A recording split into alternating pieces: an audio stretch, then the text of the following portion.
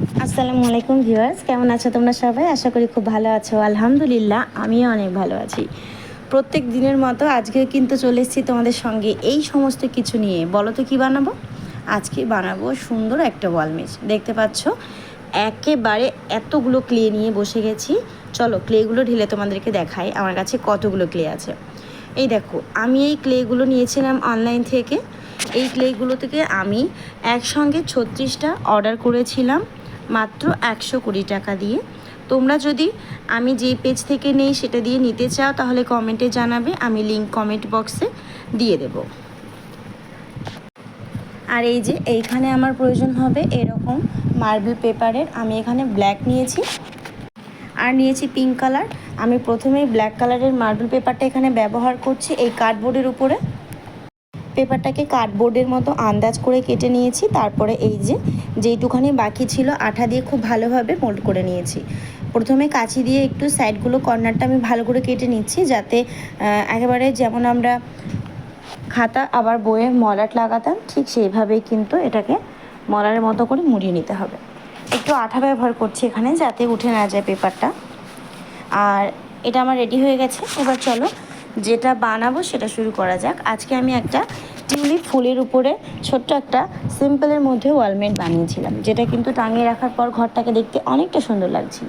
তোমরা সাধারণভাবে খুব সহজে অল্প সময়ে এই জিনিসগুলো বানিয়ে ঘরটাকে খুব সুন্দর করে সাজিয়ে ফেলতে পারবে। আর এতে কিন্তু খরচও খুব কম। তোমরা সবাই জানো সুপার ক্লে কিন্তু যে কোনো স্টেশনারি দোকান এবং অনলাইনে এখন অ্যাভেলেবেল হয়ে গেছে। আর এটার প্রাইস অতটাও হাই না যে কেউ নিতে পারবে না, এটা কিন্তু সবাই নিতে পারবে। আমি প্রথমেই টিউলিপ ফুলগুলো কীভাবে বানাচ্ছি তোমরা দেখে নিচ্ছ। পিঙ্ক কালারের ক্লে নিয়েছি আর এইভাবে হাতের সাহায্যে একটু গোল করে নিচের দিকটা হালকা শুরু করে দিয়েছি আঙুল দিয়ে প্রেস করে, ব্যাস হয়ে গেছে। তারপরে এই যে টোলগুলো থাকে সেটা দিয়ে হালকা একটু মাঝখান দিয়ে একটা দাগ টেনে দিয়েছি যাতে একটু ডিজাইন লাগে। ফুলের ভাঁজটা এরকমই কিন্তু থাকে, যেহেতু আমরা তো সত্যিকারের ফুলের মতো সেম টু সেম হালকা বানাতে পারবো না, ওই কারণেই এই টোলটা দিয়ে একটুখানি ফুলের ভাঁজের মতো দাগ দিয়ে নিয়েছি মাঝখানে, ব্যাস এইটুকুই। তারপরে এই ফুলগুলোকে নিজের আইডিয়া মতো ভালো করে আঠা দিয়ে সুন্দর করে লাগিয়ে নিতে হবে। দেখো আমি নিজের আন্দাজ মতো ফুলগুলোকে বসিয়ে নিয়েছি। তোমরা চাইলে পুরো বোর্ডটার মধ্যে অনেকগুলো ফুল বানাতে পারো, ছোট বড় সাইজ একসঙ্গে মিলিয়ে। তারপর এই যে সবুজ কালার ক্লে নিয়েছি আর এইভাবে একটু লম্বা লম্বা করে কয়েকটা ডালপালা করে নিচ্ছি। এটা কিন্তু বসানোর সময় খুব সাবধানে বসাতে হবে, কারণ যেহেতু আঠা দিয়ে তার উপরে বসাচ্ছি তাই হালকা একটু বেঁকে গেলে কিন্তু ওখানে ক্লেটা অনেকটা নরম হয়ে যাবে আর বোর্ডের চারি সাইডে লেগে যেতে পারে।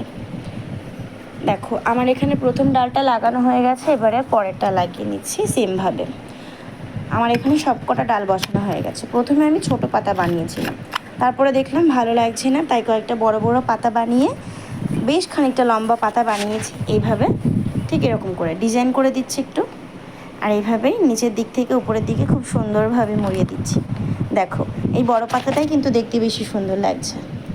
আমার এখানে সব কটা পাতা কিন্তু তৈরি করা হয়ে গেছে। আমি এবারে এক এক করে এগুলোকে খুব সুন্দরভাবে লাগিয়ে দেব। পাতা বানানোর প্রসেসটা তোমরা দেখে নিচ্ছ, এটা খুবই সহজ, তোমরা সবাই পারবে বানাতে। এই ক্লেগুলো খুব সুন্দরভাবে শেপ দেওয়ার জন্য আমার কাছে কোনো বোর্ড নেই, এই জন্য জ্যামিতি বক্সের এই চাঁদাটা দিয়েই আমি সবসময় করি। তো দেখো ফাইনাল লুকটা কেমন হয়েছে অবশ্যই কিন্তু কমেন্টে জানাবে। আর যদি অন্য কোনো ভিডিও দেখতে চাও সেটাও কমেন্টে বলে দিও, আমি সেরকম ভিডিও বানানোর চেষ্টা করব।